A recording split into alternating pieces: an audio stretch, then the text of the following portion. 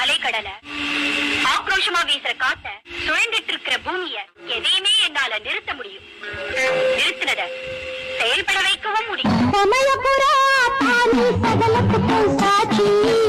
உயிர், அந்த உயிரை உனக்கு கொடுத்தவனா, காப்பாற்றுவதா, கடைசியில அந்த உயிரை எடுக்க போறவனதா.